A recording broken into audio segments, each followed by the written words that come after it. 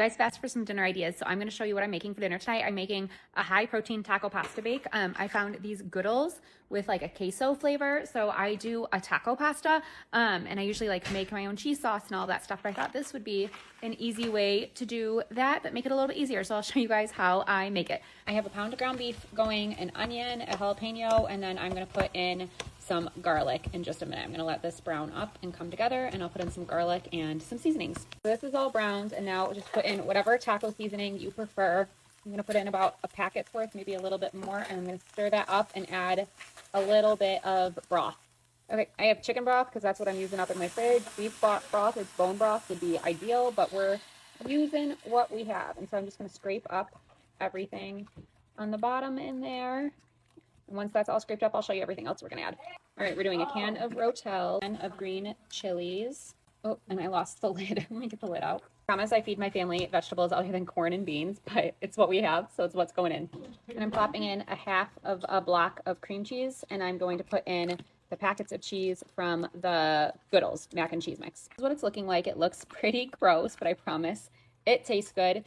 Here you could add anything else. You'll do this. I've got my noodles cooking, and then I'm going to mix it all together, and I'll show you what I put on top before I bake it in the oven. I just put the noodles in here. I usually will transfer this to a casserole dish, but I'm just going to do it in here tonight so I don't dirty another dish. So I'm going to mix this all up, and then I'm going to put on some crushed tortilla chips and some cheese on top. What I'm going to do is I'm going to put a little bit of shredded cheese on straight on top of here, and then I'm going to put a layer of crushed tortilla chips, and then I'm going to top it with a little bit more shredded cheese. I usually will use like French's onions, like fried crispy onions, or Doritos, but I don't have either one of those things. So again, we're making it work. I thought about I had some Quest taco chips, using the Quest taco chips, but I think those are going to be too soft. So I'm just going to take a couple handfuls of tortilla chips,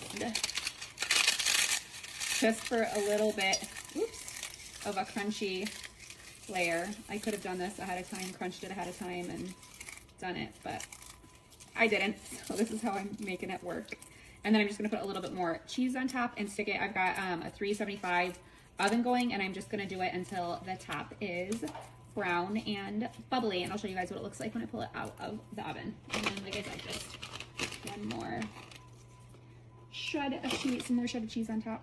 And yes, I did just stick my hands back of the bag of cheese. Again, I'm feeding my family, guys. It's not a commercial kitchen. I'm not feeding you guys. It's just my family. Here's what it looks like straight out of the oven. Our plate looks like I have these guacamole cups and some sour cream, sriracha, and I think I'm gonna put, I'm not doing any of that stuff for me. I think I'm gonna put some black olives on top of mine. And this is our taco pasta.